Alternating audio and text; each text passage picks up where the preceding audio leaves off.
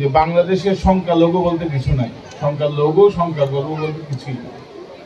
আমরা সকলেই বাংলাদেশি মানুষ, আমরা সকলেই মর্যাদার সাথে বসবাস করতে হবে এই দেশে। যখন 5ই আগস্টের ঘটনা ঘটলো, একটা ফ্যাসিবাদী সরকারের পতন হলো, আপনারা জানেন যে ওই সময় কিছু অতি উৎসাহী নেতারাও ছিল যারা সবসময় সংখ্যালঘু সম্প্রদায়কে ট্রাম্প কার্ড হিসাবে ব্যবহার করত। ভোটের অধিকার সবার, এখানে বিএনপিকে ভোট দিতে হবে অথবা অন্য দলকে ভোট দেবেন না, এটা না। ভোট আপনার নিজস্ব ব্যাপার। আপনার যদি ভালো লাগে বিএনপিকে ভোট দেবেন, আর ভালো যদি বিএনপিকে না লাগে অন্য দলকে ভোট দেবেন। আমরা সবসময় চাই আপনারা মর্যাদার সাথে বাংলাদেশে বসবাস করেন।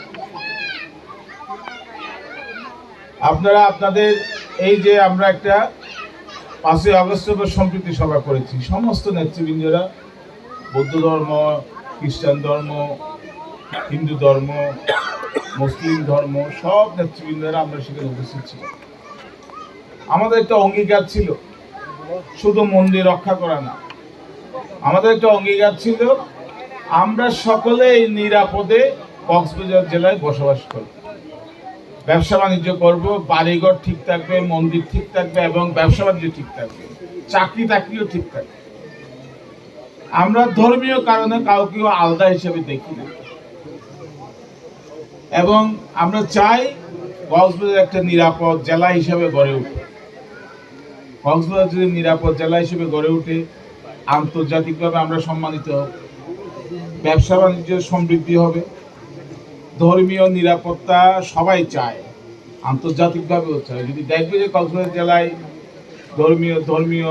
ধর্মীয় সম্প্রীতি আছে, তাইলে অনেক জায়গা থেকে বিনিয়োগ হবে। আমরা আহ্বান জানাবো যে বাংলাদেশের অন্য কোনো জায়গায় যদি কোনো গ্যাঞ্জাম হয়, সমস্যা হয়, কক্সবাজার চলে আসুন, এখানে আপনারা বিনিয়োগ করুন, এখানে থাকুন। আমরা গ্যারান্টি দেবো, সবকিছুর গ্যারান্টি।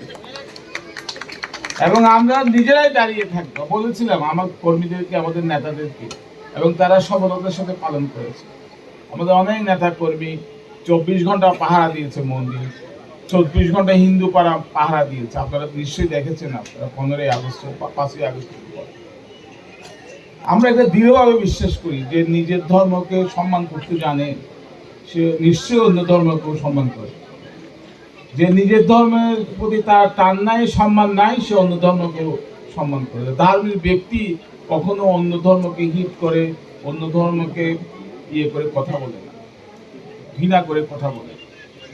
আমাদের ইসলাম ধর্মে অন্য ধর্মকে হেফাজত করে স্পষ্ট বিধান আছে, এবং জোর করে কাউকে ইসলাম ধর্মে আনা এটা খুব এটা ভালো না। আমাদের ধর্মে আছে, জোর করা যাবে।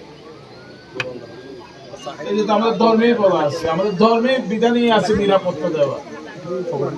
এই আমাদের সম্পর্কে, আমাদের ইসলাম ধর্ম সম্পর্কে অনেক কথা বলছে। কিছু লোক আছে আপনাদের মতোই, যে জোর করতে চায়, ঝামেলা করতে চায়, থাকে, সব ধর্মেই থাকে। এটাকে আমরা কক্সবাজারবাসী আমরা সকলে একটু ওভারকাম করেছি। এইটা নিয়ে আমরা অত চিন্তা করি না।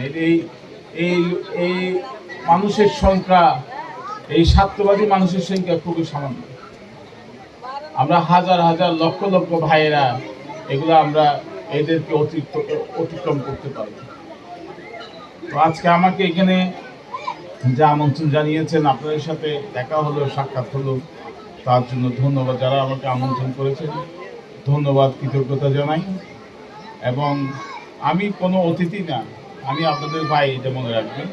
সবসময় আপনাদের পাশে আছি, আপনাদের সাথে আছি এবং আপনাদের সাথে ইনশাল্লাহ আজীবন থাকবো। ভোট